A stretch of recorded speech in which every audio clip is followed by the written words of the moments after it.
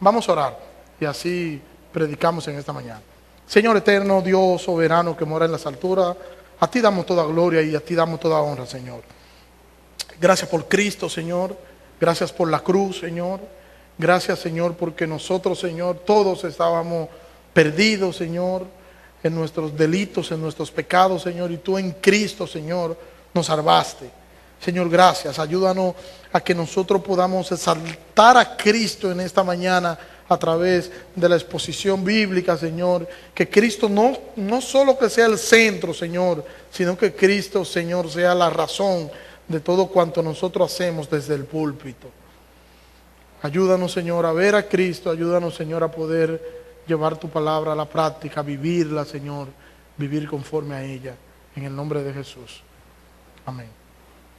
En esta mañana queremos dar inicio a una pequeña miniserie que iniciaremos hoy de 5 puntos.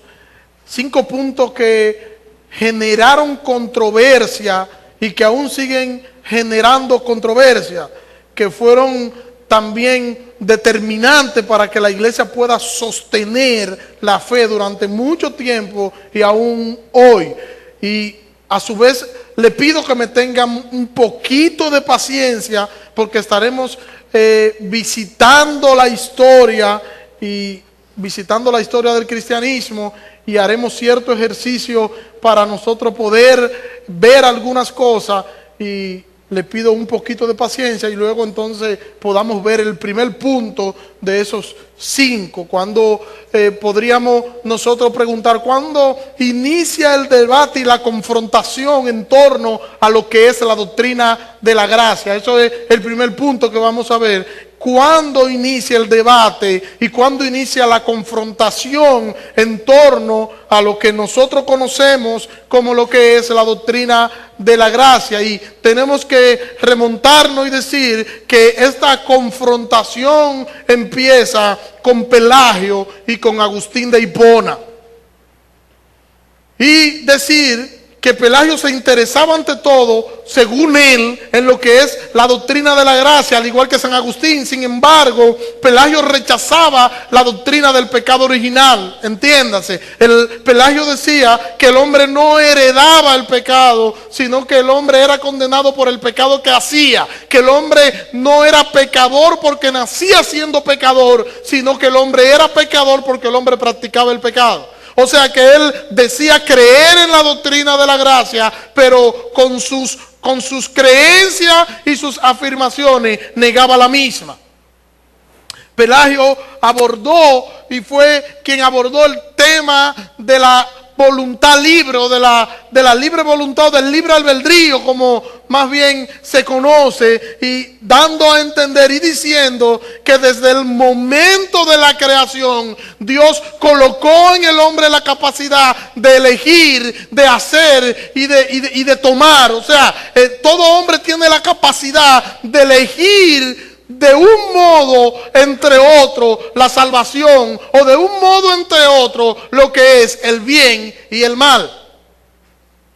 Y eso decía y enseñaba Pelagio, que era un siervo de Dios, era un hombre de Dios, un hombre inspirado en las escrituras, según lo que dice un grupo escéptico al que él pertenecía. Era un hombre también, era un aristócrata romano, y era bien admirado por muchas personas en Roma. Este hombre acentuaba lo que era el papel del libre albedrío y los esfuerzos del ser humano, estos esfuerzos que llevan al ser humano a alcanzar la perfección, porque él decía que sí, el hombre podía alcanzar la perfección por sus propios méritos, porque esto era obligatorio para el hombre, porque Dios había colocado eso en el hombre para que el hombre pueda alcanzar esa perfección y el hombre así pueda elegir entre el bien y el mal. O sea, el hombre tiene la capacidad para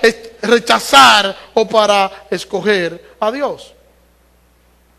En el concilio de Cartago, este concilio condenó a Pelagio, y también el concilio de Orange condenó a Pelagio.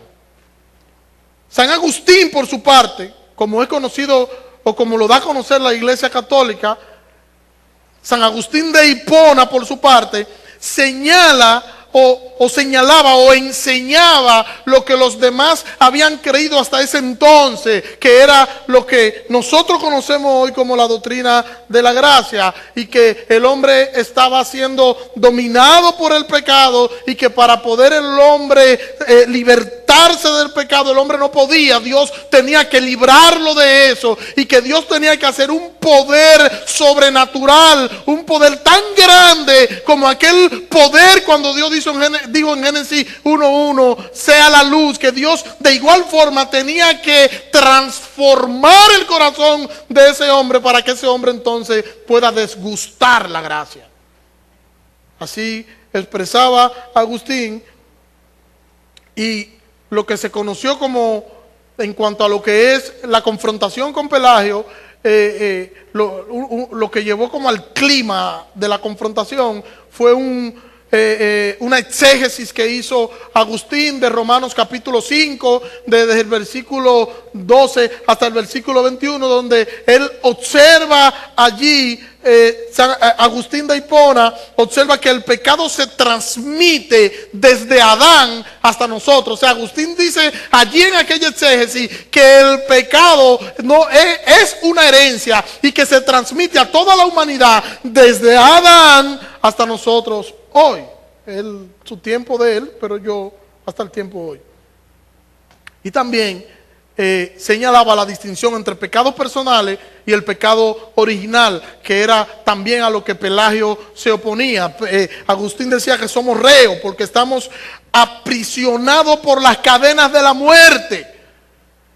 Y decía Agustín que el único que pecó fue Adán, y que ese pecado fue suficiente para marcar, para dañar y para corromper a toda la humanidad. En otras palabras, Agustín decía que el pecado es una herencia espiritual de Adán y Eva a toda la raza humana, y que esto se transmite de generación a generación. Y esto era exactamente lo que Pelagio y su grupo enseñaban. La debilidad del hombre para cumplir la ley de Dios es tal, decía Agustín, que es un hombre incapaz de evitar el pecado. Agustín decía que el hombre no podía evitar el pecado porque no podía evitar aquello que lo tenía esclavizado, y aquello que era su dueño, y aquello que era su amo. Y como el hombre no podía hacer eso, entonces el hombre era incapaz de cumplir la ley de Dios, porque para cumplir la ley de Dios hay que ser esclavo de Dios, no esclavo del pecado. O tú eres esclavo de Cristo o tú eres esclavo del pecado, pero ambas cosas no se pueden. Y Agustín trataba entonces la doctrina de la gracia. Y Agustín decía que sin la doctrina de la gracia no se puede realizar absolutamente nada en concerniente a lo que es cumplir la ley de Dios, porque es la gracia no la que te lleva a todo lo que Dios quiere. Y sin la gracia, decía San Agustín, no se puede superar la concupiscencia del hombre. Que lo único que nos lleva a nosotros a superar la concupiscencia del hombre es la gracia de Dios. Nosotros vemos, por ejemplo, a Juan Calvino, que es el que tenemos un poquito más cerca. Y Juan Calvino es, hay quienes dicen, bueno, la doctrina de la gracia que la planteó Juan Calvino. No fue Juan Calvino, fue Agustín. Y no era tampoco algo propio de Agustín, sino era propio de la Biblia, porque él lo que hizo fue extraer las enseñanzas bíblicas y mostrarlas. Pero Juan Calvino es quien sistematiza la doctrina. Nosotros a la altura del 1560 nos encontramos entonces con un hombre que se llamaba Jacobo Arminio. Este hombre fue un pastor y teólogo holandés, y decíamos el miércoles que hay personas quienes enfrentan a Arminio y enfrentan a Calvino, y dicen que se enfrentaron, que hubo oposición entre ellos, y lo llevan a terreno donde dicen que hubo una lucha entre ellos dos, porque uno defendía una cosa y el otro defendía otra. Sin embargo, eso no es cierto, porque Arminio nació 4 años antes de la muerte de Juan Calvino. Entonces era imposible que esto pudiera suceder. Jacobo Arminio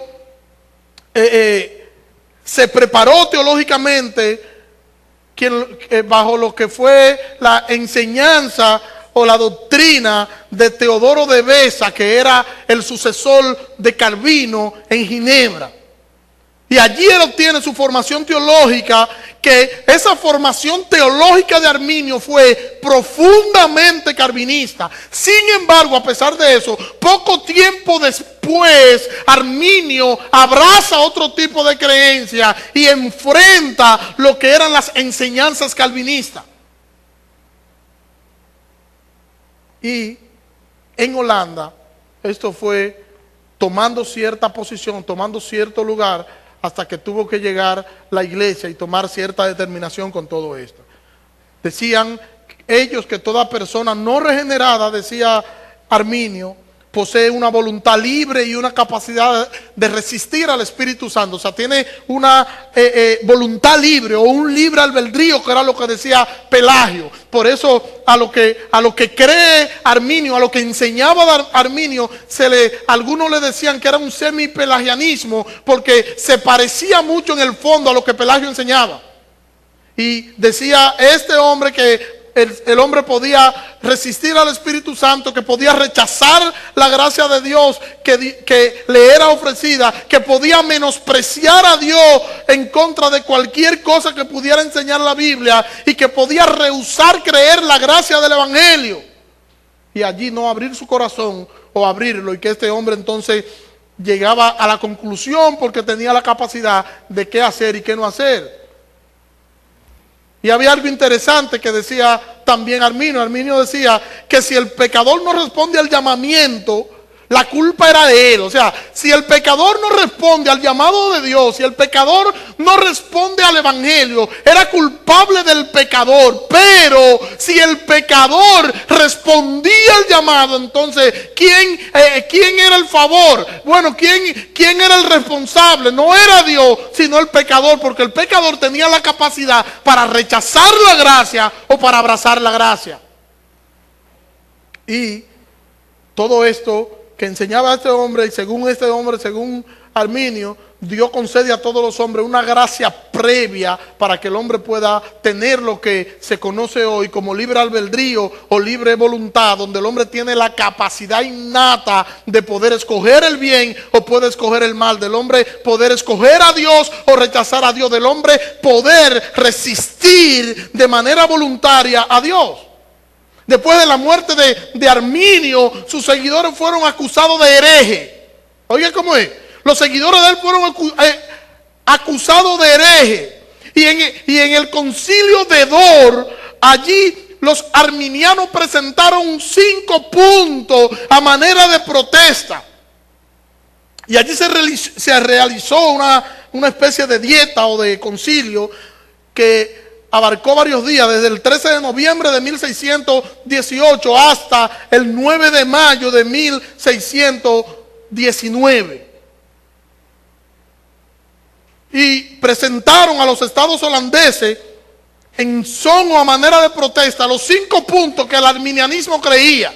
Y se lo presento. Primero, ellos decían o enseñaban toda su doctrina condensada en estos 5 puntos, que Dios elige o reprueba sobre la base de la fe o incredulidad que Él prevé. Número 2, Cristo murió por todos los hombres y por cada hombre, aunque solo los creyentes son salvos. Eso es, que Cristo murió por todo el mundo, pero solo se van a salvar los creyentes. Número 3, que el hombre es tan depravado que la gracia divina es necesaria para la fe o para cualquier otra obra buena. Número 4, que esta gracia puede ser resistida, o sea que la gracia se puede resistir. Y el número 5, ellos dicen que la perseverancia de los santos no está en Dios sino en el creyente, y que depende del creyente y de lo que él haga, lo va a hacer merecedor de una cosa o lo va a hacer merecedor de la otra. O sea que el hombre es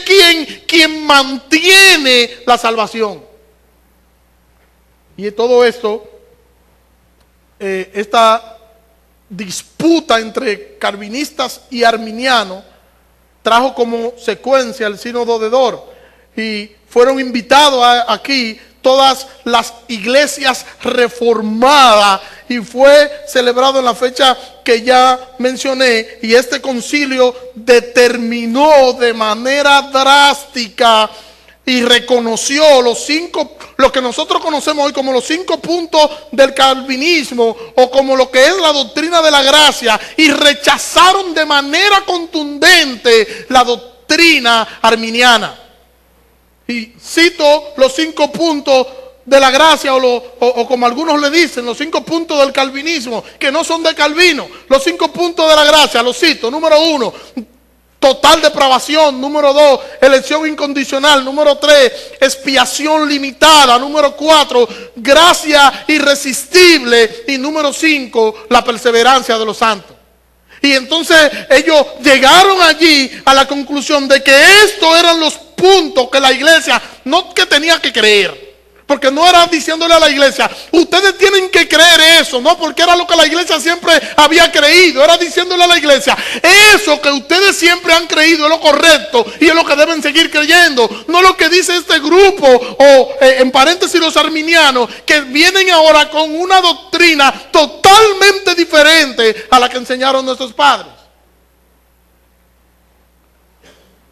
Y así, esa controversia todavía sigue hasta hoy, y nosotros podemos decir que en toda América Latina, podemos decir que el 85% de las iglesias evangélicas en América Latina es arminiana.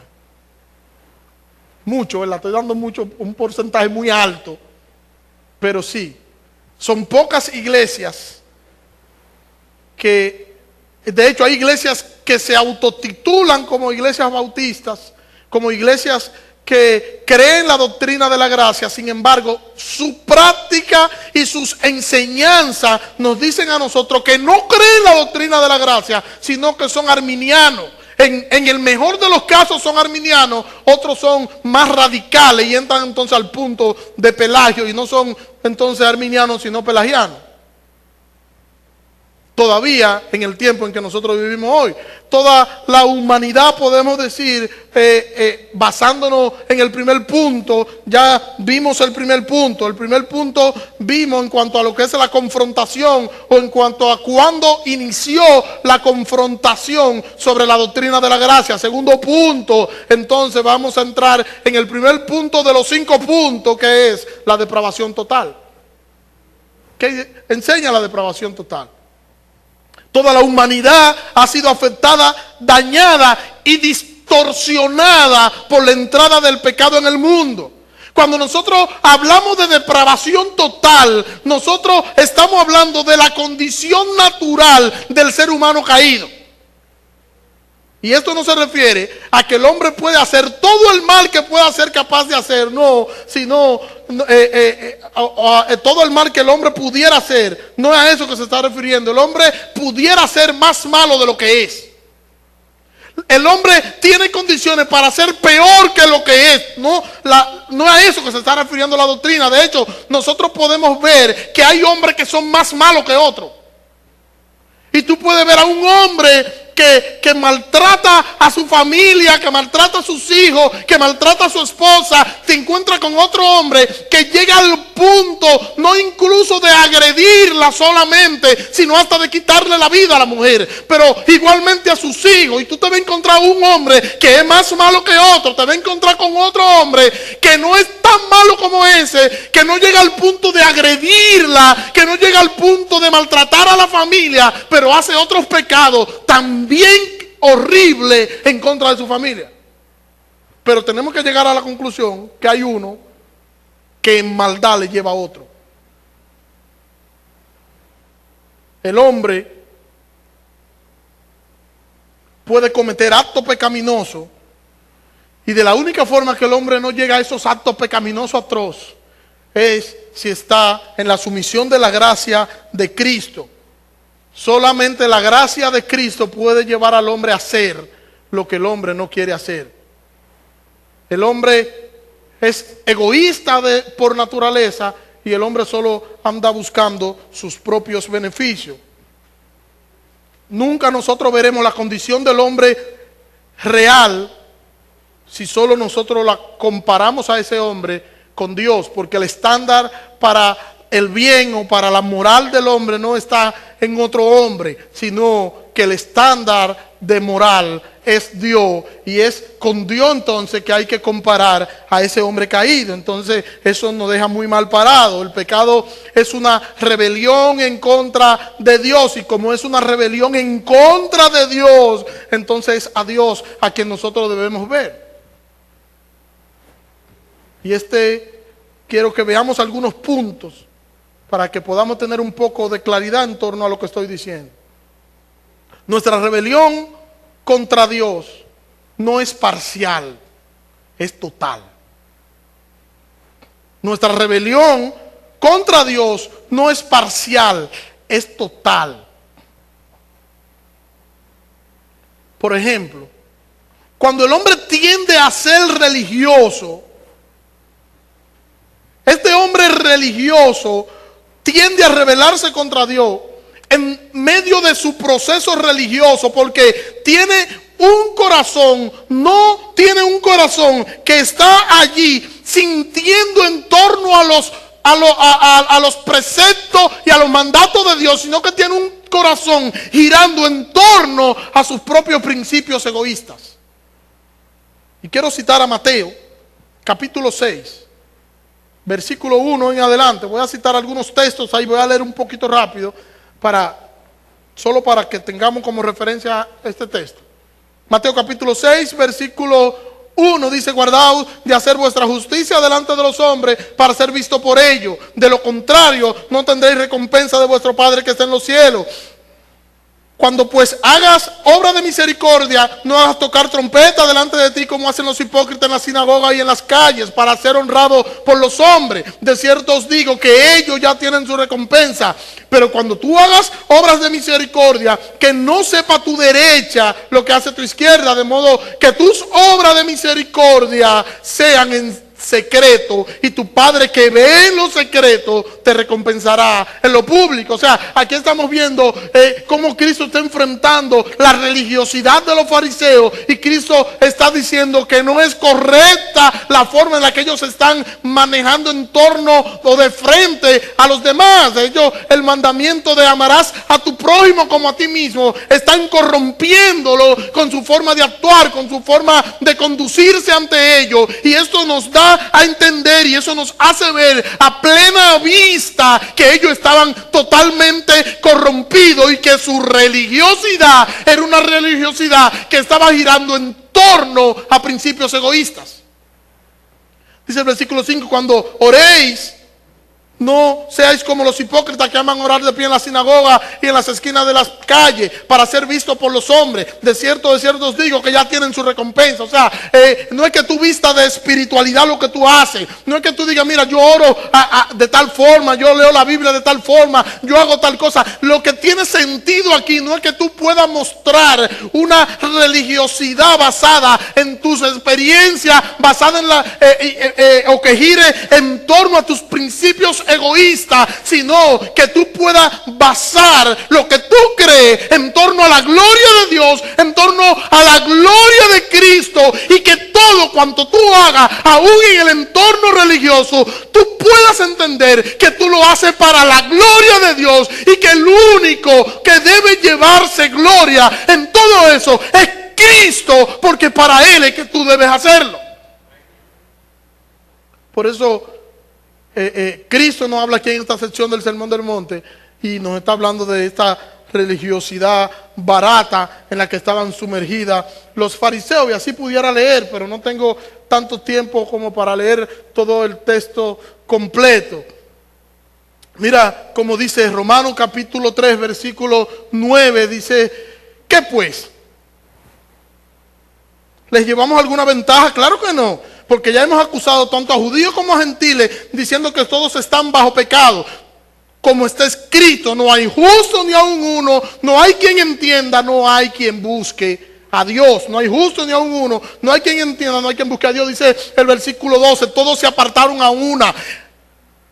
fueron hechos inútiles. No hay quien haga lo bueno, no hay ni siquiera uno. Sepulcro abierto es su garganta, con su lengua engañan. Hay veneno de serpiente debajo de sus labios. Su boca está llena de maldición y amargura. Sus pies son veloces para derramar sangre. Hay ruina y miseria en sus caminos. No conocieron el camino de paz. No hay temor de Dios delante de sus ojos.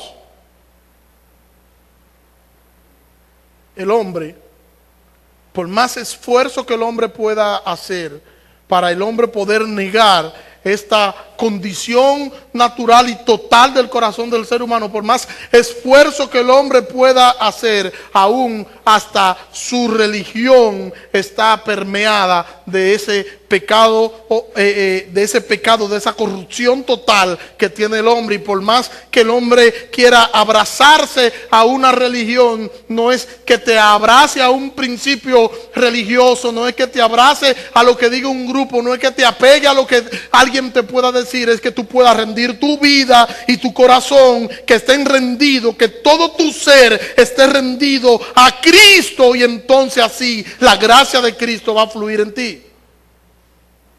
Y vemos que el apóstol Pablo nos dice que el hombre ni quiere ni puede buscar a Dios. El hombre ni quiere ni puede buscar a Dios. ¿Cuándo la gente busca a Dios? La gente busca a Dios cuando hay crisis, cuando las cosas salen mal, cuando le entregan un examen médico y le dicen, mira, tú tienes un cáncer.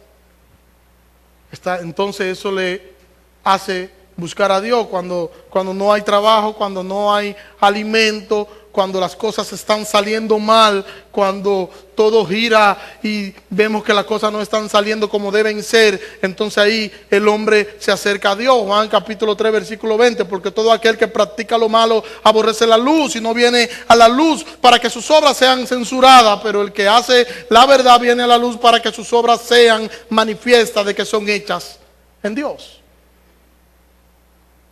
Todo aquel que practica el pecado, entonces cuando quiere hacer algo bueno, cuando quiere hacer algo que aparentemente sea bueno a la luz de los ojos de él o a la luz de los ojos de los demás, aún eso que aparentemente pueda ser bueno, inclusive su religiosidad por donde empecé, o cualquier favor o cualquier bondad a otra persona, hasta eso está permeado por su pecado, por su egoísmo y por su corrupción pecaminosa.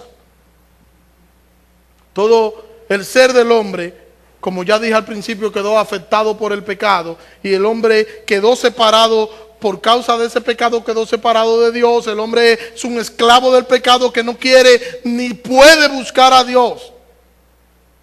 Y en su rebelión, todo lo que el hombre hace es pecar. En su rebelión, todo lo que el hombre hace es pecar. Cuando el hombre le va a hacer un favor a otro, hasta eso es pecado. Usted puede decir, pastor, pero está como exagerando usted. No, porque ¿qué lo mueve a él a hacerle ese favor a otro? ¿Cuál es la intención que hay detrás de todo eso? ¿Glorificar a Dios? No, ya es pecado entonces. ¿Me entendieron? El hombre es un esclavo del pecado que no quiere ni puede buscar a Dios, y en su rebelión todo lo que ese hombre hace, absolutamente todo lo que ese hombre hace es pecar. Romanos capítulo 14 versículo 23. Pero el que duda al respecto es condenado si come, porque no lo hace con fe. Dice la última parte del versículo. Pues todo lo que no proviene de fe es pecado. Todo lo que no proviene de fe es ¿qué? Si el hombre está en una total rebelión contra Dios, todos sus actos están afectados por ese pecado de rebelión que el hombre tiene. Génesis capítulo 6 versículo 5 dice: Jehová vio la maldad del hombre, que era mucha en la tierra, y que toda la tendencia de los pensamientos de su corazón era de continuo solo el mal. Entonces Jehová lamentó haber hecho el hombre en la tierra y le dolió en su corazón.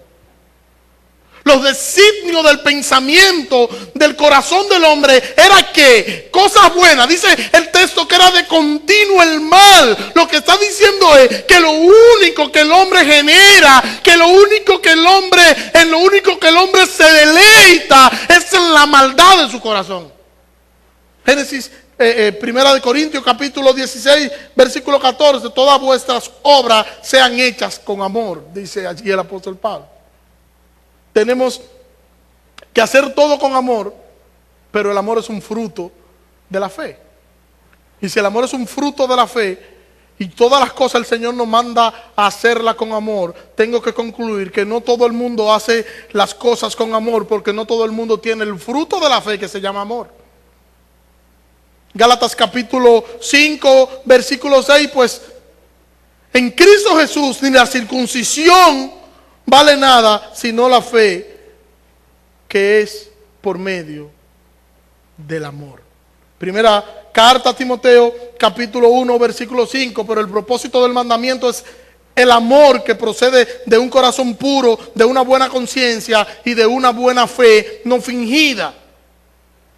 Que nosotros podemos ver y que podemos nosotros analizar en torno a todos estos textos. Bueno, que muchos actos eternos del hombre proceden de un corazón perverso, de un corazón que no tiene fe, de un corazón que no tiene amor, y que por ende esto lo lleva a una confrontación con el pecado, lo lleva a una confrontación con el mandamiento de Dios. En consecuencia, todos los actos de este hombre son actos pecaminosos. Y como son actos pecaminosos, no son actos que agradan a Dios. No nos engañemos, hermano. En el ser humano no mora el bien. Y si yo puedo decir que el hombre sin Dios tiene la capacidad de hacer cosas buenas, entonces yo estoy diciendo que en ese hombre mora el bien, aunque sea en cierta proporción. Y no, esa no es la idea del texto bíblico, de ninguno. No es la idea esa. En el hombre no mora el bien. Y todas las obras del hombre están permeadas por el pecado. Están dañadas, están manchadas por el pecado. Y todas las cosas que el hombre hace son actos pecaminosos. Romanos capítulo 7, versículo 18.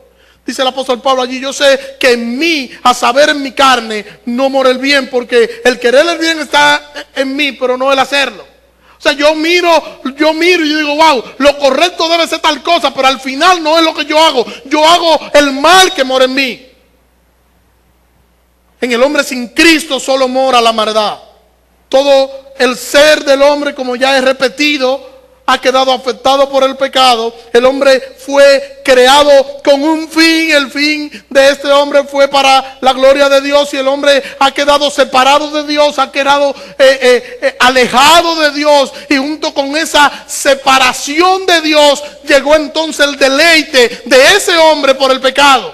Y ahora este hombre no desea a Dios, sino que desea la maldad que hay en su corazón.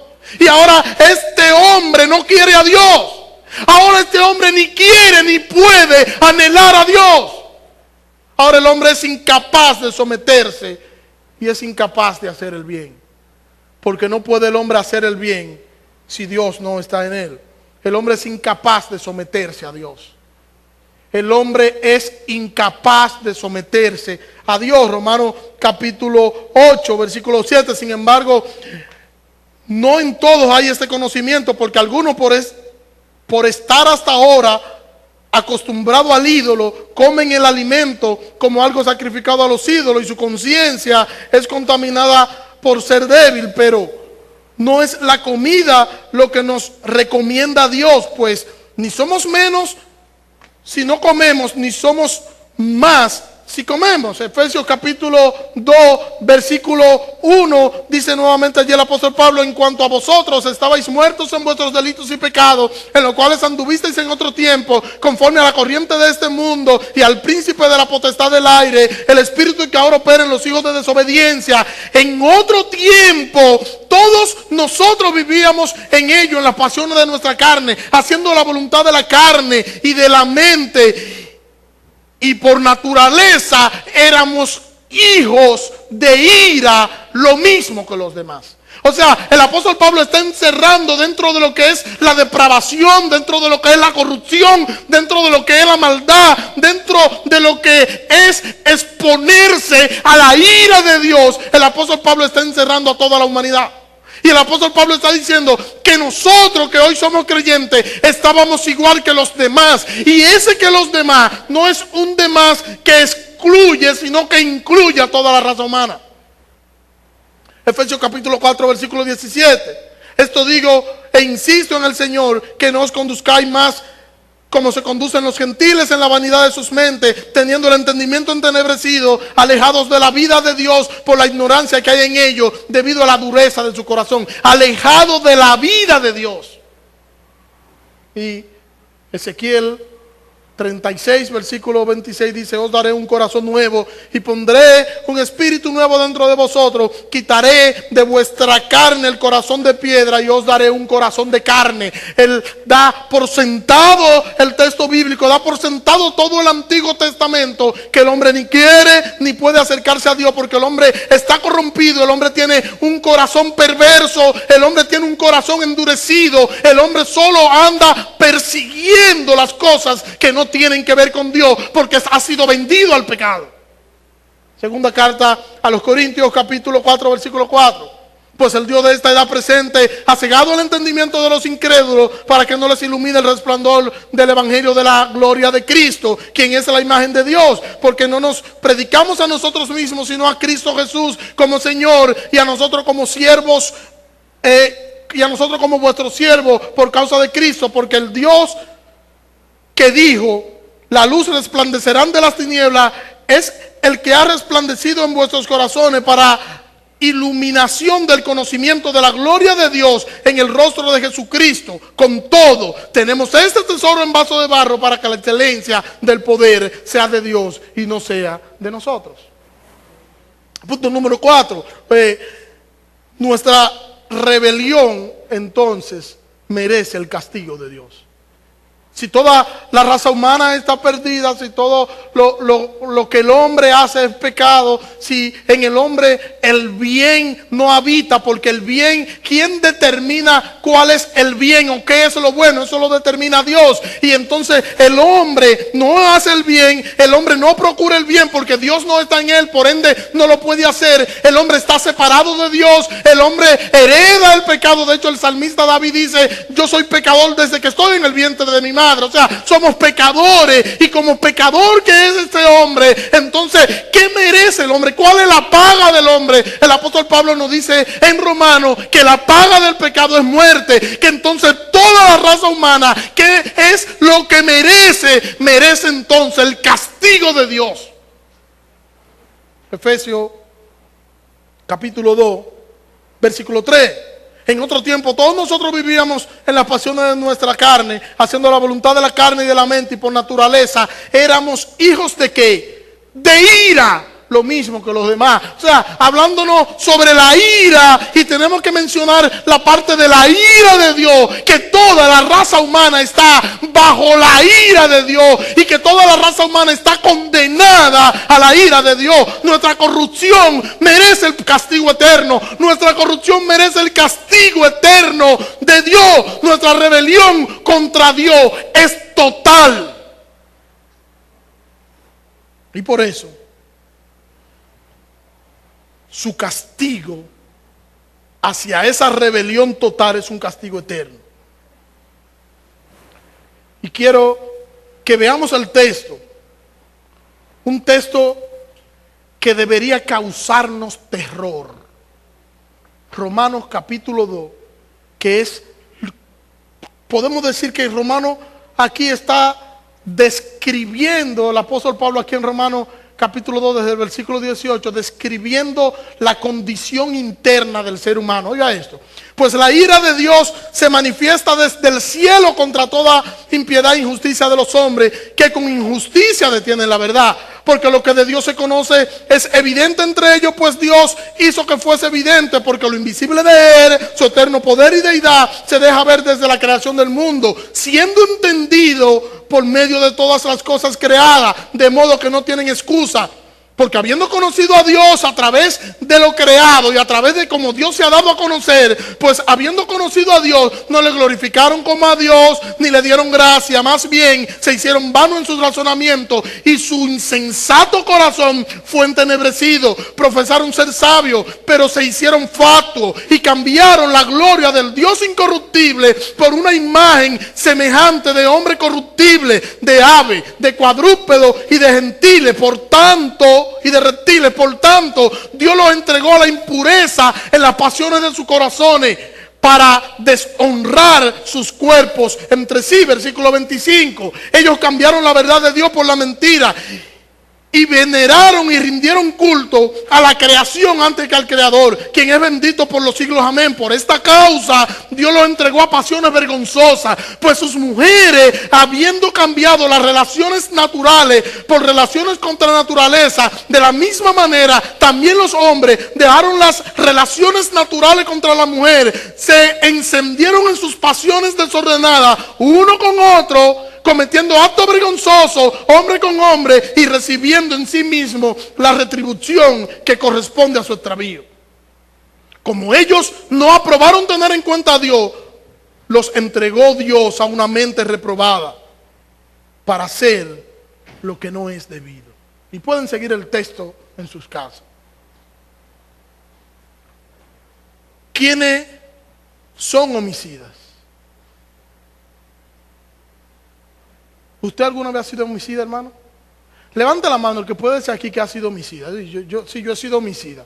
Levante la mano, ¿quién ha sido homicida?